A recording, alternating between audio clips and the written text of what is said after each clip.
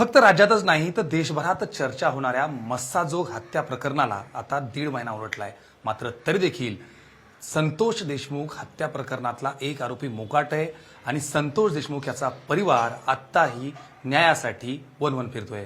आपल्यासोबत धनंजय देशमुख, संतोष देशमुख यांचे भाऊ आणि त्यांची कन्या हे दोन्ही आपल्या सोबत आहेत. जसा मी उल्लेख केला 1.5 महिना उलटलाय. एक आरोपी अद्यापही फरार आहे आणि अशा वेळी त्या दुःखातनं सावरण्याऐवजी प्रत्येक ठिकाणी जावं लागतंय, न्यायासाठी मोर्चे काढावे लागत आहेत. काय नेमकी भावना आहे? अजूनही सगळं सरकारकडून पाहिजे ते होत नाही असं म्हणायचं?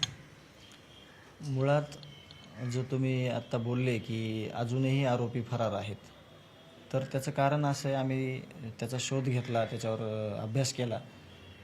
कृष्ण आंधळे नावाचा जो आरोपी आहे तो मागच्या 2 वर्षापासून फरार आहे. कागदोपत्री तो पोलीस प्रशासनामध्ये राहतो.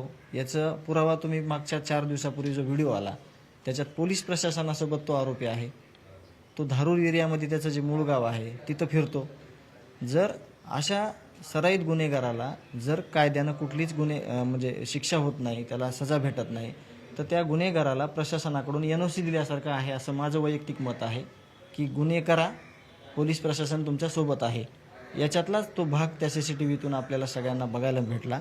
आणि हे किती सगळे सराईत गुन्हेगार आहेत, ही टोळी किती मोठी आहे, यांच्या सगळ्या संपत्त्या बघितल्या, यांचं सगळं धन बघितलं, यांच्याकडे किती आहे, यांचे सोर्सेस बघितले, तर सगळ्या जनतेची लूट करून, सगळ्या जनतेला धोका देऊन, खंडणी मागून, अपहरण करून, खून करून हे मिळवलेली माया जी आहे, त्या संदर्भात सरकारने गांभीर्याने विचार करून त्याच्यावर ॲक्शन घेतली पाहिजे अशी आमची मागणी आहे. मुख्यमंत्र्यांशी तुम्ही भेटला होतात प्रत्येक ठिकाणी. आज मुंबईत म्हणजे राज्याच्या राजधानीत मोर्चासाठी यावं लागते. मुख्यमंत्र्यांनीही जे शब्द दिला होता तो त्याच्यात काही कमी राहिले? अजून काही मुख्यमंत्र्यांची भेट किंवा येत्या काळातलं काही नियोजन आहे? ज्या शब्द दिला होता तो पाळला जातो? मुख्यमंत्री साहेबांनी जर या गोष्टीचा आत्तापर्यंत आढावा घेतला तर त्यांच्या एक गोष्ट लक्षात येईल प्रामुख्यानं, ते खूप हुशार आहेत, त्यांची कार्यपद्धती चांगली आहे आणि आम्ही त्यांच्या शब्दावर विश्वास ठेवलेला आहे. पण आता त्यांनी जर एकंदरीत आढावा घेतला तर त्यांना असं लक्षात येईल की हे सगळं जे बीड जिल्ह्यातलं वातावरण आहे, बीड जिल्ह्यातली जी परिस्थिती आहे, याला नक्कीच राजआश्रय आहे. काही व्हिडिओ ऑडिओ क्लिप पण तुम्ही 2 दिवसापूर्वी बघितलेले आहेत. ते जरी दावा करत असेल ह्या खोट्या आहेत, तरी समाज सगळा म्हणतोय की त्या खऱ्या आहेत. आणि त्यांनी गुन्हेगारी करताना ह्यांचं सगळं जे साम्राज्य होतं, त्या साम्राज्यामध्ये कधीतरी आपण उघडं पडू अशी कधीही त्यांनी अपेक्षा केली नव्हती. कारण का हे जे बळ दिलेलं आहे या सगळ्यांना एवढं मोठं होतं, त्यातून त्यांना गुन्हेगारी करताना, गुन्हेगारांना पोसताना किंवा गुन्हेगारांना अभय देताना कधीही विचार केला गेला नाही. याचा विचार माननीय मुख्यमंत्री साहेबांनी केला पाहिजे आणि त्याच्यावर क्विक ॲक्शन घेतली पाहिजे आणि ती समाजाला दिसली पाहिजे असं मत आहे आमचं. एक ही बाजू आहे, दुसऱ्या बाजूला अटकेत असणाऱ्या आरोपींना काही स्पेशल ट्रीटमेंट मिळते असा देखील एक आरोप होतोय वारंवार. मग ते दवाखान्यातनं ICUमध्ये ॲडमिट होणं असेल किंवा ज्या जेलमध्ये ते आहेत त्या ठिकाणी देखील अशाच पद्धती एक स्पेशल ट्रीटमेंट मिळते, हा देखील एक आरोप होतोय. तुम्हाला तथ्य वाटतंय त्या भागात? आणि जर हे खरं असेल, काय नेमकी मागणी करा? बीडच्या बाहेर त्यांना हलवलं पाहिजे? आता खरं तर ही जेल प्रशासनाची सगळी जिम्मेदारी आहे.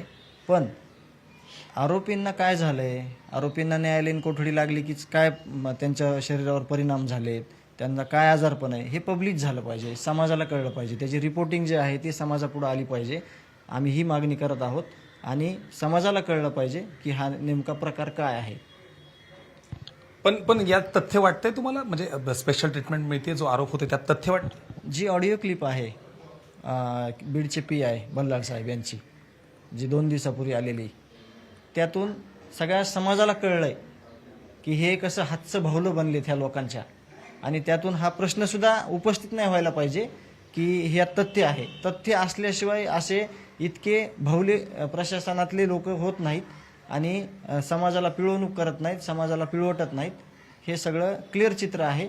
त्याची गांभीर्यानं दखल घेतली पाहिजे मुख्यमंत्री साहेबांनी. एक वेगळा प्रश्न, आज तुम्ही मोर्चाला आलात, कोण कोण या मोर्चात सामील होणार आहे याबद्दलची काय नेमकी माहिती आहे? तुम्ही तर आलात, कुटुंब सहकुटुंब आलेलं आहे ते झालंच, काय नेमकं या मोर्चाचं सगळं स्वरूप असणार? आम्ही जे देशमुख कुटुंबीय आहे, जे आयोजक मंडळी आहे सगळी, त्यांना जे त्यांचं नियोजन असेल त्याच्यात आम्ही जातोय, त्यांच्यासोबत न्यायाची भूमिका मांडतोय. त्यांची पण भूमिका न्यायाची आहे. या मोर्चामध्ये विविध स्तरातील संघटनेतील राजकीय सामाजिक क्षेत्रातील लोकप्रतिनिधी येत आहेत आणि त्यांची भूमिका पहिल्या दिवसापासून आता 1.5 महिन्यापर्यंत आहे की देशमुख कुटुंबियाला न्याय भेटला पाहिजे. मग त्या ज्याच्या त्याच्या कामकाजावर ज्याच्या त्याच्या वेळेनुसार ते लोक तिथं उपस्थित राहत आहेत त्याची जास्त माहिती आयोजकाकडे उपलब्ध असेल.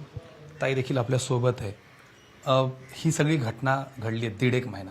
मला एक वेगळा प्रश्न विचारायचा आहे की घरात आई या हत्येनंतर खचली आहे, लहान भाऊ आहे, पण हे सगळं तिथं सोबत राहण्याऐवजी अशा पद्धतीनं मोर्चाला जावं लागतंय. त्या ठिकाणी आपला आक्रोश जो आहे तो परत समोर मांडावा लागतोय. वाईट नाही वाटत सावरताना ह्या सगळ्यामधून? वाईट म्हणजे आमचं आज छत्र हरवलंय त्या दुःखातून, म्हणजे ही खूप दुर्दैवाची गोष्ट आहे की माझ्या वडिलांवर जो अन्याय झालाय, त्यांची जी हत्या झाली आहे त्यासाठी आम्हाला न्याय मागायला रस्त्यावर यावं लागतंय. आमचं दुःख ते आज आम्ही सगळं बाजूला सारून न्याय मागतो आणि तोही आम्हाला लवकरात लवकर मिळत नाहीये. म्हणून माझी सरकारला एक विनंती आहे की आम्हाला लवकरात लवकर न्याय द्या. शाळा कॉलेजचं हे वय आहे आत्ता, खूप महत्त्वाचं वर्ष देखील तुझ्यासाठी आहे. अशा वेळी असाच जर हा वेळ लांबला तर याचा पूर्ण इम्पॅक्ट खूप लॉंग टर्म पूर्ण सगळ्या म्हणजे ते अभ्यास असेल, एज्युकेशन असेल, या सगळ्यावर होईल. याची भीती नाही वाटत? मुख्यमंत्र्यांची देखील भेट झाली होती, काय नेमकी मागणी केली? मुख्यमंत्री जे बोलले त्याला साजेसं काम करतायत? याची भीती तर वाटते. आणि पण मला आता एक म्हणजे माझ्या डोक्यात चालू आहे की माझं एज्युकेशन 1 वर्ष बॅक झालं तरी चालेल, पण मला माझ्या वडिलांना आज लवकरात लवकर न्याय मिळवून द्यायचा आहे.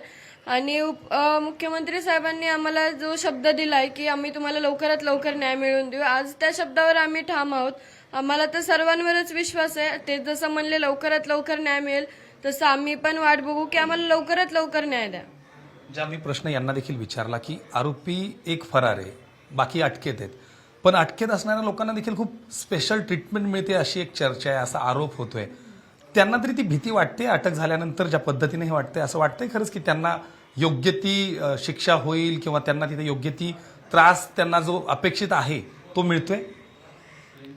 आता आपण जर आधी म्हणजे आम्हाला आधी माहित होतं की पोलीस म्हणजे हे असतात की ज्यांनी किंवा चुकीचं केले त्यांना ते शिक्षा देणारे असतात, पण आता एक आम्ही बघतोय हे पोलीस म्हणजे आता वेगळेच दिसत आहेत.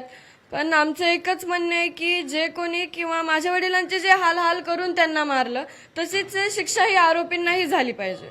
जे पोलीस याला जबाबदार असतील त्यांच्यावर कारवाई व्हावी असं वाटतं?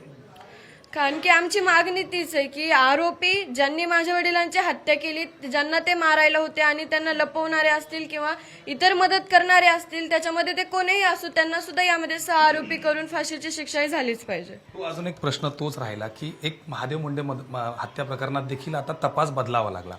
एवढी सगळी दुर्घटना होऊन एवढं सगळं प्रकरण गाजून देखील गांभीर्य नाही असं वाटतंय? कारण 15 दिवस झालं त्या घटनेला, एकही आरोपी अटकेत नाहीये आणि त्याच्यात परत तपास अधिकारी देखील बदलावा लागला. हे सगळं चक्रच आहे. तुम्ही दिवसभर जरी बोलत राहिलात तरी तिथल्या तिथंच जाताल तुम्ही. कारण का, ही घटनाच अशी घडलेली आहे की इथं बीड जिल्ह्यामध्ये कुठल्याही गुन्ह्याला, खोट्या गुन्ह्याला तक्रार होत होती, खऱ्या गुन्ह्याला कुठलंच FIR होत नव्हता, ना कुठला अर्ज होत होता, ना कुठं शिक्षा होत होती, ना कुठं पोलीस प्रशासन त्याचा दखल घेत होती. 1.5 वर्षापूर्वीचा गुन्हा आहे तो. आज त्या ताईंनी व्यक्त केलं की असं असं माझ्यासोबत घडलंय. पोलीस यंत्रणेला आरोपी माहिती आहेत, त्या ताई बोलतायत, तरी देखील त्याच्यावर कुठलीच कारवाई नाही. तो जो पोलीस म्हणजे PI साहेब आहेत ते 6व्या दिवशी बदली करून जातात किंवा त्यांची बदली केली जाते. केस न घेण्यासाठी 150 कॉल केले जातात. म्हणजे तुम्ही मुंबईमधून सगळ्या महाराष्ट्राला काय संदेश द्यायचा आहे? जे तुम्ही 4था स्तंभ आहेत त्यातून तुम्ही, माझी विनंती आहे की तुम्ही महाराष्ट्राला द्या. पण याच 150 कॉलचा तुम्ही उल्लेख केला म्हणून परत एकदा, हे 150 कॉल करणारे व्यक्ती देखील वाल्मिक कराड यांच्या कुटुंबातले आहेत अशी माहिती आमची आहे किंवा ती स्थानिक प्रशासनाकडून कळते. ते देखील म्हणजे त्यांना देखील कुठेतरी राजाश्रय म्हणायचं ह्या सगळ्यांना? त्यांचा शोध घेतला पाहिजे, ते कोण आहेत. आणि त्यांनी 150 कॉल घेतले आणि प्रशासनावर एवढा दबाव आला तर तो कुठल्या कारणाने आला? साहजिकच त्यांना जे राजकीय पाठबळ भेटलंय त्यावरच त्यांनी ते केलेला अन्याय आहे, त्याची हत्या आहे आणि कोर्टासमोर झालेली हत्या आहे. 100 लोकांनी बघितली असेल, पण जर केसच दर्ज नाही झाली तर विटनेस कोण होणार? त्या महादेव मुंडेच्या परिवाराला न्याय कसा भेटणार? हा खूप मोठा प्रश्न आहे. पालकत्व अजित पवारांनी घेतलंय, पालक म्हणून अपेक्षा आहे त्यांनी आता तरी याची दखल घ्यावी. म्हणजे जरी राजाश्रय ज्याचा कोणाचा आहे वारंवार उल्लेख होतच राहिलाय, पण अजित पवारांनी पालकमंत्रीपद घेतले, ते तुम्हाला देखील भेटले, सगळं झालं.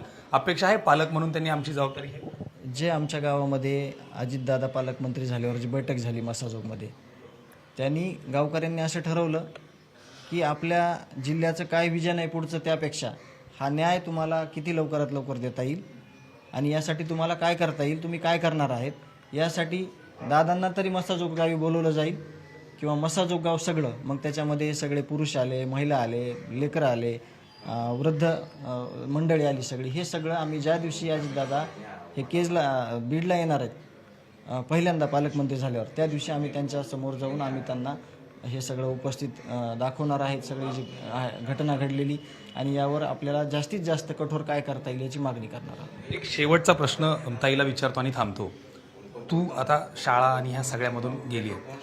ही हत्या घडल्यापासून जातीपातीचं जे सगळं विष आहे ते अगदी ग्रामीण भागात पसरायला लागले. एक व्यक्ती म्हणून काय वाटतंय, कुठेतरी थांबलं पाहिजे आता सगळं? मी तुम्हाला देखील विचारतो, पण एक ज्या पद्धतीने आपण म्हणतो अगदी लहान लहान मुलांपासून, म्हणजे कुणाला तरी एकट्यात पाडलं जाते, रूममध्ये राहणाऱ्यांपासून त्यांना बाजूला टाकलं जाते, हे सगळं विष जे आहे मराठवाड्यात पसरलेलं, हे कुठेतरी थांबावं असं वाटतं, आणि काय नेमकं व्हायला? हे थांबावंसं असं वाटतं, कारण की जर आपल्याला कुठं लागलं तर आपलं सर्वांचं रक्त तर लालच दिसणार आहे ना, मग हे असं का? आणि मला याची खंत वाटते की माझे वडील असे होते, त्यांनी सर्वांना एकत्र धरून काम केलं, कधी जातीपात नाही केला. त्या माणसाच्या आज न्यायासाठी तुम्ही असे प्रश्न का उभा करतात, त्याचं खूप दुःख वाटतं.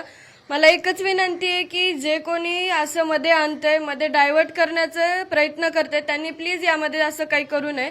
फक्त आम्ही माझ्या वडिलांना न्याय मागतो आणि तो न्याय आम्हाला लवकरात लवकर द्या, एवढीच विनंती करते. हाच प्रश्न तुम्हाला देखील, जो गेला तो फक्त माणूस होता, या किंवा त्या जातीचा हा जो प्रपोगंडा किंवा हे जे वादळ उभा केलं जाते, यातनं त्रास नाही होते, कुठेतरी थांबलं पाहिजे असं नाही वाटत? हे प्रकरण आहे ते कुठल्या मार्गाने थांबल? अन्याय झालेला आहे, खून झालेला आहे, त्याचं समर्थन पण कोणी करत नाही. पण माझा एक प्रश्न आहे की नुसतं समर्थन करता तुम्हाला कुठलं पाऊल उचलता आलेलं आहे का आत्तापर्यंत? तुम्ही देशमुख कुटुंबियासोबत भेट घेतली आहे का? तुम्ही त्या संदर्भात काही अधिवेशनामध्ये पाऊल उचललं आहे का? आवाज उठवला आहे का? आणि सगळ्यात महत्त्वाचं की हे प्रकरण अख्ख्या महाराष्ट्रानं बघितलं आहे, इथं जातीपातीचा कुठंही दंश झालेला नाही आहे थोडासुद्धा. कारण का 18 पगड जातीचे लोक मस्साजोगमध्ये आहेत, आणि ज्या प्रकारे आरोपीच्या समर्थनार्थ काही मोर्चे काढले गेले, महादेव मुंडे यांची पत्नी, त्यांचे 3 छोटे छोटे मुलं, त्या उघड सगळ्या गोष्टी झालेल्या असताना कुठंही कुणी त्यासाठी न्यायाची मागणी करताना दिसत नाही आहे. पण आम्ही म्हणतोय की प्रत्येक जो व्यक्ती आहे त्याच्यावर अन्याय झाला त्याला न्याय भेटला पाहिजे, आणि जातीचा रंग जे कोणी द्यायला ह्याच्यामध्ये, ते तर आम्ही पहिल्या 4 दिवसातच ते आम्हाला लोकांना वाटलं की हे काय बोलायलेत, पण आमचं जे खरं होतं, जे आम्ही वागलोत आयुष्यभर, तेच आम्ही बोललो. जातीचा रंग कुणीही देऊ नये आणि दिला गेला नाही पाहिजे. आणि वेळोवेळी आमच्याकडे जे सगळे मागणी करणारे लोक आहेत ते विविध जातीतील, धर्मातील, संघटनेतील लोक आहेत, त्यांची मागणी एकच आहे की न्याय भेटला पाहिजे, आणि त्यावर सगळे ठाम आहेत.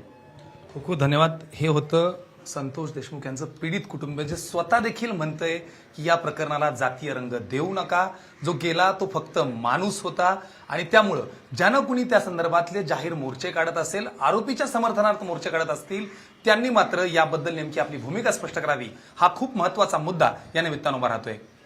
Pravin sir Raujhori, news 18 Lokmat, Mumbai.